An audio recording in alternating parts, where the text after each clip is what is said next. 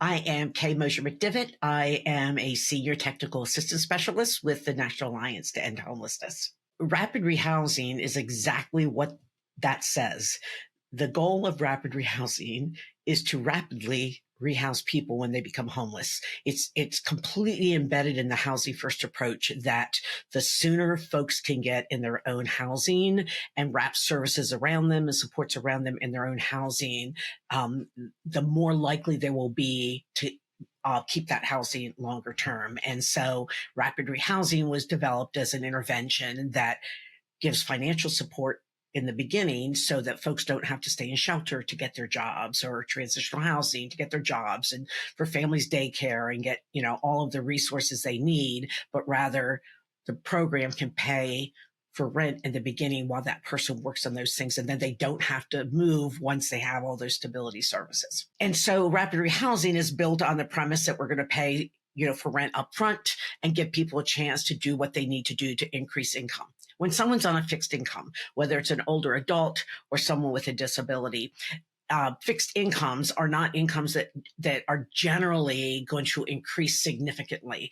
And so, number one, whenever someone's on a fixed income and you're using the rapid rehousing approach, you have to be very realistic and focused on what are the housing options, because rapid rehousing was not meant that everybody's going to have, their own, 1 or 2 bedroom, units, because that may not be possible. It's not possible for a lot of folks that aren't homeless, and it's not that are on limited income. We would suggest that you have what I talk about, a discussion based in reality. Like, what are the realities about housing resources and what we can connect you with?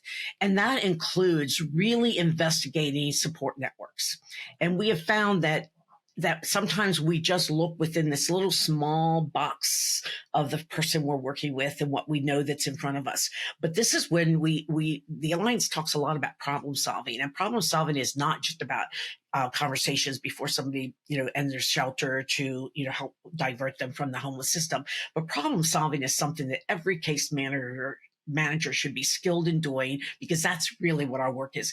We are problem solving ways to end homelessness and find housing. And so those problem solving conversations are really, really important.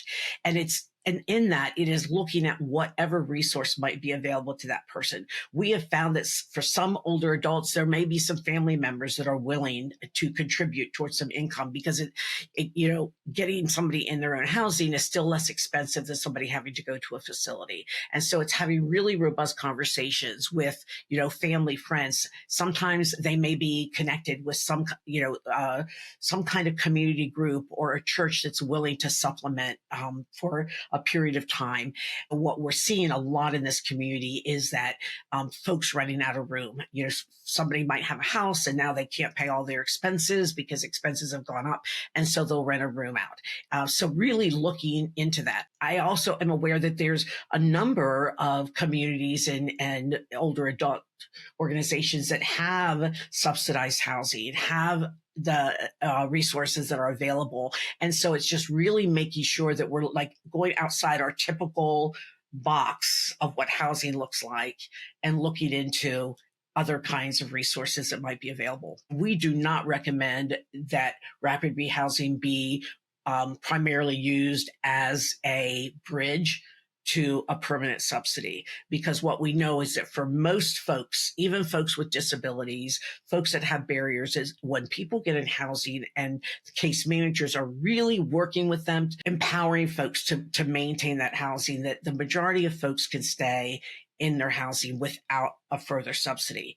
But there are certain populations that you start looking at that differently. And the older adults would be one of those populations. Say there would be a unit available within a local housing program for older adults, but there's not going to be anything available for 6 months to a year. That's when you'd use the rapid rehousing and find somebody in another unit and get them in, knowing that you will transition them to this other resource. So we would recognize that older adults is one of the times when you've exhausted everything else that we've just talked about, when you've exhausted all those other conversations and local support networks and social service support networks. Those are the times that you step back and go, is this someone that we will look at this as a bridge? So it still gets people out of shelters or off the streets as quickly as possible.